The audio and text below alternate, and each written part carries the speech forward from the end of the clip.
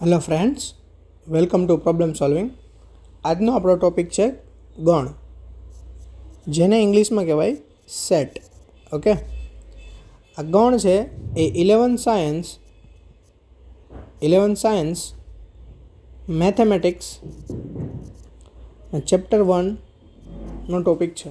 Okay, તો જોઈએ ગણ શું છે.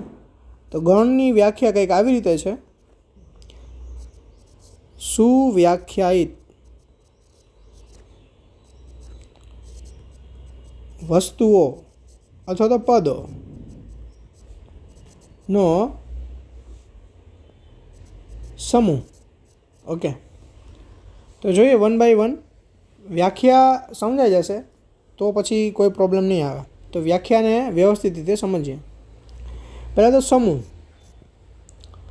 સમૂહ છે, એની અંદર એક વર્ડ ઉમેરવામાં આવે છે સુવ્યાખ્યાયિત. સમૂહ હંમેશા કોઈ વસ્તુનો હોય, વ્યક્તિનો હોય, નિર્જીવનો હોય, સજીવનો હોય, કોઈ પણનો સમૂહ હોય. તો આપણે બધી જ જે પદાર્થ છે એને વસ્તુઓ કીધી છે. આપણે કોઈ પણ જે પણ કંઈ વિચારો એને આપણે વસ્તુ કીધી છે, બરાબર. તો સમૂહ અને ગણ વચ્ચે શું ફેર છે? તો પહેલાં વસ્તુ એક યાદ રાખો, ગણ છે એ સમૂહ નથી. ઓકે, બેમાં ફેર છે, બરાબર. ગણ હંમેશા સમૂહ હોય જ, પણ દરેક સમૂહ છે એ ગણ ન હોય. માની લો, ઉદાહરણ તરીકે હું એમ કહું કે તમારા પ્રિય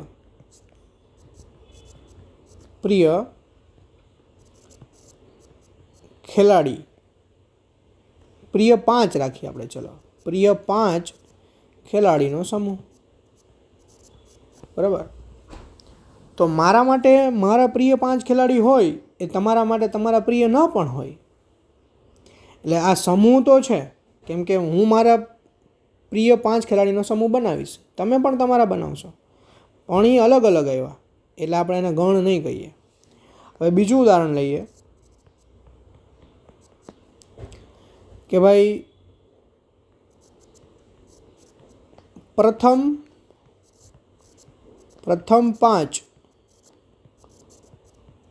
અંગ્રેજી મૂળાક્ષરોનો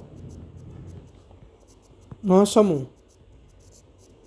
તો જો, તો મારા માટે પણ ABCDE આ 5 અક્ષર જ આવશે આ સમૂહ, અને તમારા માટે પણ એ જ આવશે. અને દુનિયાનો કોઈ પણ વ્યક્તિ આ સમૂહ બનાવશે તો એના માટે ABCDE આ 5 અક્ષર જ આવશે એના સમૂહમાં, બરાબર. તો આ છે એ ગણ છે.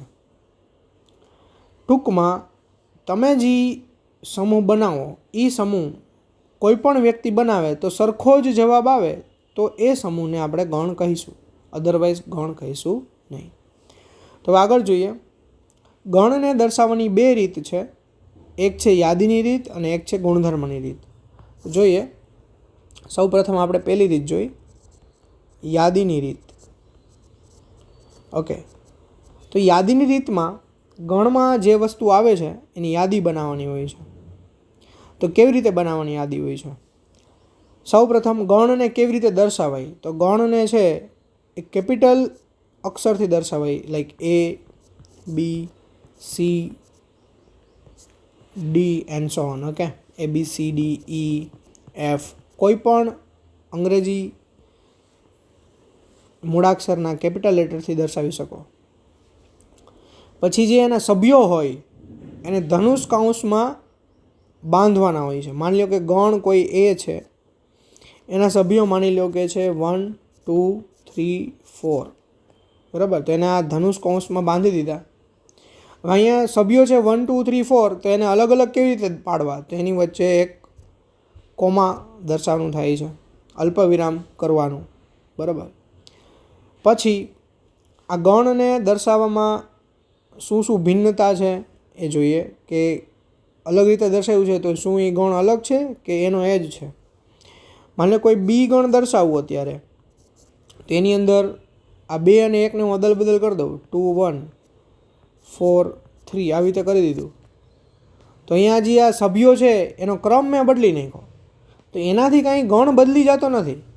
અહીંયા ક્રમ બદલવાથી ગણ બદલતો નથી, એટલે અહીંયા ગણ એ અને બી સરખા જ છે.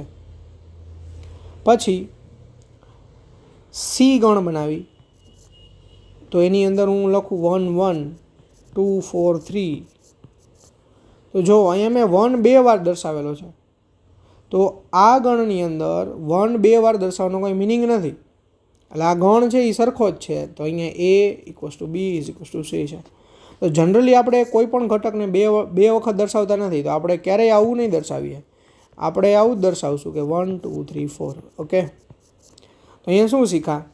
તો કે ભાઈ ગણ છે એને કેપિટલ મૂળાક્ષરોથી દર્શાવાય. ગણમાં જેનો સમૂહ બનાવેલો છે એ ઘટકોને ધનુષ કૌંસની અંદર બાંધવાના, અને બે અલગ અલગ સભ્યો હોય તેને અલગ પાડવા માટે એની વચ્ચે અલ્પવિરામ કરવાનું. આટલું શીખા. હવે બીજી એક વસ્તુ શીખીએ. ગણના આ જે વસ્તુઓનો સમૂહ બનાવ્યો, આપણે આ વસ્તુ કે પદોનો સમૂહ બનાવ્યો, તો અહીંયા જો એક આપણે ગણ લઈએ. માની લો કે ઈ નામનો કોઈ ગણ છે, એની અંદર માની લો કે ઘટક છે 2 7 AC9. ઓકે, તો આ 2 7 AC9 જે વસ્તુઓ છે એનો સમૂહ બનાવ્યો, તો એ જે સંખ્યાઓ છે અથવા તો નંબર્સ છે કે જે પણ કાંઈ હોય એને ગણના ઘટકો અથવા તો સભ્યો અથવા તો પદો કહેવાય.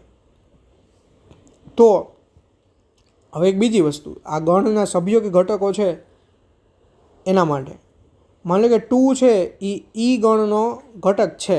મારે એવું દર્શાવવું હોય તો કેમ દર્શાવવાનું મેથેમેટિકલી? તો કે 2 belongs to E. આને વચાઈ belongs to.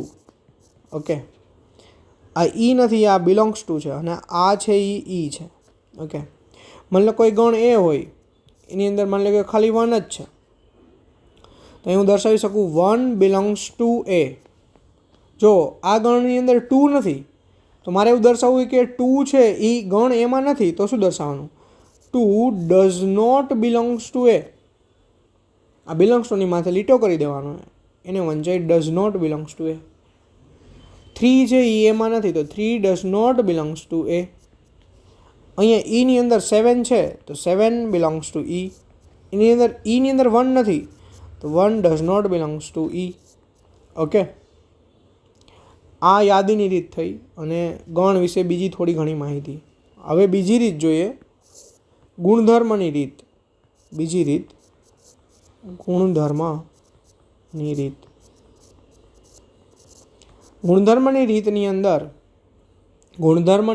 અંદર આપણે જે સભ્યોનો સમૂહ બનાવવાનો છે એનો એક સામાન્ય ગુણધર્મ લેવાનો, અને એ ગુણધર્મ એવો હોવો જોઈએ કે જે બીજા કોઈ ઘટક એની અંદર આવી ન શકે. માની લો કે મારે ગણ છે એ, એની અંદર 5 ઘટક છે, એ 1 2 3 4 5. તો આ 5 સંખ્યા લીધી 1 2 3 4 5, એનો એક એવો ગુણધર્મ આપવાનો કે એ 5 સિવાય બીજા કોઈ છે એ ગુણધર્મને સેટિસ્ફાઈ ન કરે. તો હું એવું આપી શકું એ, આને રીતે લખવાનું x, કે જ્યાં આ x શું છે? તો કે x એ પ્રથમ 5 પ્રાકૃતિક સંખ્યા. બરાબર, તો જોયું ને, આ પેલી 5 પ્રાકૃતિક સંખ્યા જ છે. અને બીજી રીતે પણ લખી શકાય, ગુણધર્મની રીત ઘણી બધી રીતે લખી શકાય. x કે જ્યાં x એ પ્રાકૃતિક સંખ્યા. જો તમે અહીં કીધું કે પ્રાકૃતિક સંખ્યા છે, તો અહીંયા તો 1 2 3 4 5 6 7 8 9 બધી જ પ્રાકૃતિક સંખ્યા આવી જશે, પણ મારે તો પેલી 5 જ જોઈએ છે. તો અહીંયા એવું લખી શકું કે x is less than 6. જો પહેલાં તો x પ્રાકૃતિક છે, એ પ્રાકૃતિકમાં જ જોવાનું, અને બીજું શું છે, x 6 થી નાની છે, તો 1 થી 5 જ આવશે. તો બીજી આ ગુણધર્મ બીજી રીતે પણ ગુણધર્મ રીતે લખી શકવાનું. તો આવી રીતે તમે ઘણી રીતે બનાવી શકો. ઓકે, તો આ થઈ ગુણધર્મની રીત. બરાબર. અહીંયા જે આ ઘટક લેવાનો છે તે એક્સ, અને એ એક્સનો કેવો ગુણધર્મ છે એ પાછળ દર્શાવવાનું રહે. તો આ થઈ ગઈ ગુણધર્મની રીત. તો આપણે ગણ વિશે બેઝિક ખ્યાલ મેળવ્યો. હવે આગળના લેક્ચરની અંદર આપણે 11th સાયન્સ ચેપ્ટર 1નું પહેલું સ્વાધ્યાય 1.1 સોલ્વ કરીશું. ઓકે, મળીએ. ગમ્યું હોય તો લાઈક કરો, શેર કરો, સબસ્ક્રાઈબ કરો. Thank you. Have a good day.